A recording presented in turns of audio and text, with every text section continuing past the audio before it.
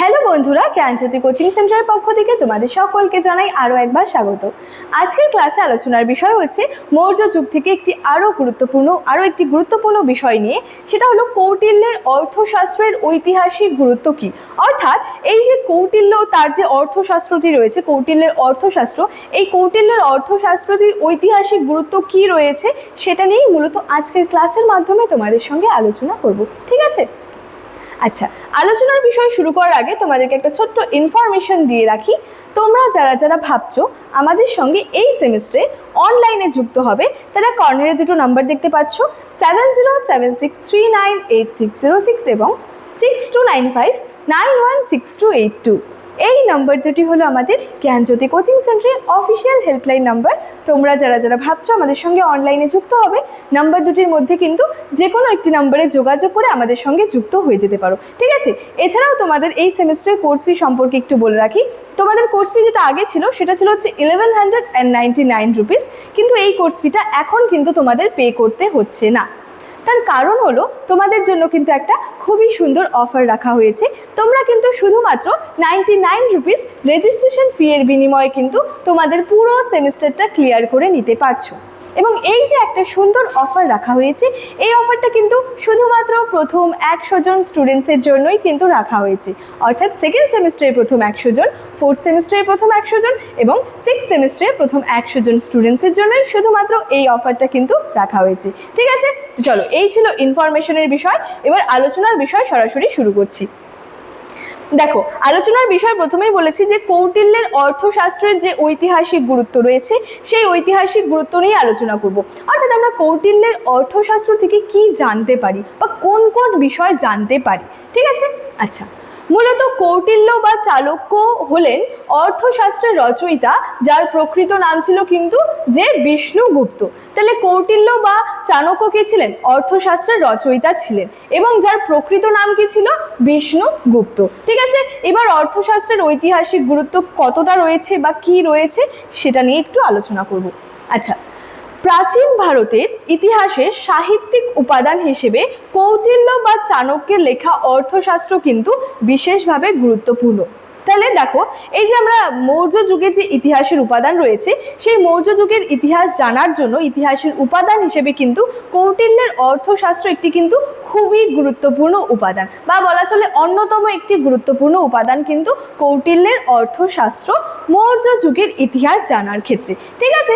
আচ্ছা, এখানে আবার এটা বলা হচ্ছে এই যে প্রাচীন ভারতের যে ইতিহাসটা রয়েছে সেই ইতিহাসের বিশেষত সাহিত্যিক উপাদান হিসেবে এই উপাদানগুলিকে কি করা হয়? দুভাগে ভাগ করা হয়। অর্থাৎ মৌর্য যুগের ইতিহাসের উপাদানকে দুভাগে ভাগ করে আলোচনা করা হয়।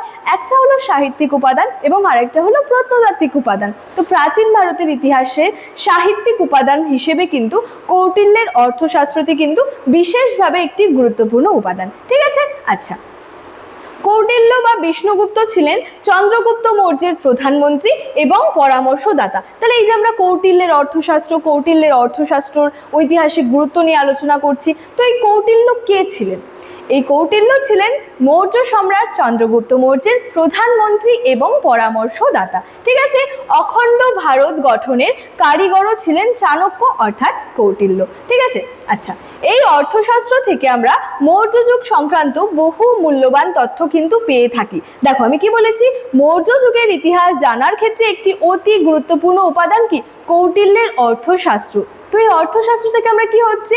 মৌর্য যুগ সংক্রান্ত বহু মূল্যবান তথ্য সম্পর্কে কিন্তু জানতে পারছি। ঠিক আছে? আচ্ছা, কোন কোন তথ্যগুলি জানতে পারছি? দেখো, বলেছে মৌর্য যুগের ভূমি বিন্যাস, কৃষি উৎপাদন ব্যবস্থা, সেচ ব্যবস্থা, কারিগরি শিক্ষা, ধাতুবিদ্যা, অন্তর্বাণিজ্য, বৈদেশিক বাণিজ্য, রাজস্ব, রাষ্ট্রীয় ও বেসরকারি উদ্যোগ প্রভৃতি অর্থনৈতিক বিষয় সম্পর্কে জানার জন্য অর্থশাস্ত্র কিন্তু বাস্তবিকই অত্যন্ত মূল্যবান। তাহলে এই যে এতক্ষণ যে সমস্ত বিষয়গুলি সম্পর্কে বললাম, এগুলা কিন্তু অর্থনৈতিক দিক থেকে খুবই গুরুত্বপূর্ণ বিষয়। অর্থাৎ মৌর্য যুগের অর্থনীতির বিশদ জানতে, অর্থাৎ মৌর্য যুগের অর্থনীতি সম্পর্কে বিস্তৃত বিবরণ জানতে কিন্তু কৌটিল্যের লেখা অর্থশাস্ত্রটি কিন্তু বিশেষভাবে বিশেষভাবে গুরুত্বপূর্ণ। ঠিক আছে, আচ্ছা এছাড়াও কি রয়েছে দেখো, এই গ্রন্থ থেকে আমরা পাই মৌর্য যুগের রাজনীতি, পররাষ্ট্রনীতি, বর্ণাশ্রম, ধর্ম, বিবাহ ব্যবস্থা, নারীর অধিকার, পারিবারিক জীবন, দাস প্রথা,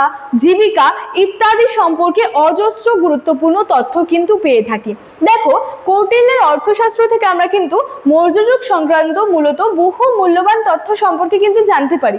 তো মৌর্য যুগ সংক্রান্ত মূলত কোন কোন বিষয় জানতে পারি, ঠিক আছে, সেখানে আমরা একদিক থেকে যেমন অর্থনৈতিক দিকটা কি হচ্ছে পুরোটাই জানতে পারছি, সেখানের ভূমি বিন্যাস হোক, সেখানের বাণিজ্য হোক, সমস্তটাই কিন্তু জানতে পারি। তার সাথে সাথে কি জানতে পারি, যে এখান থেকে আমরা মৌর্য যুগের রাজনীতিটা কেমন রয়েছে, পররাষ্ট্রনীতি, সমাজের মধ্যে নারীর অধিকারটা কি রয়েছে বা নারীর অবস্থান, এছাড়াও দাস প্রথা, মৌর্য যুগের মানুষের জীবিকা, এর সাথে সাথে বর্ণাশ্রম সম্পর্কে, ধর্ম, বিবাহ ব্যবস্থা, ম্যারেজ সিস্টেম যেটা রয়েছে সেই সম্পর্কে বিস্তৃত বিবরণ সম্পর্কে কিন্তু আমরা জানতে পারি এই কৌটিল্যের অর্থশাস্ত্র থেকে। সুতরাং এটা বলা যায় যে প্রাচীন ভারতের ইতিহাসের সাহিত্যিক উপাদান হিসেবে কিন্তু কৌটিল্যের অর্থশাস্ত্রটি কিন্তু বিশেষভাবে গুরুত্বপূর্ণ এবং এর ঐতিহাসিক গুরুত্ব, অর্থাৎ এইখান থেকে আমরা যে মৌর্য যুগ সংক্রান্ত একাধিক মূল্যবান তথ্য সম্পর্কে জানতে পারি। তো মূলত কোন কোন মূল্যবান তথ্যগুলি জানতে পারি সেটা নিয়ে আজকের ক্লাসে তোমাদের সঙ্গে আলোচনা করলাম এবং আজকে আমার আলোচনার বিষয় কিন্তু এতটাই ছিল। ইনফরমেশন ভিডিও শুরুতেই আলোচনা করে রেখেছিলাম। চলো আজকের ক্লাস এতটাই, দেখা হচ্ছে পরবর্তী ক্লাসে। Thank you so much, thanks for watching.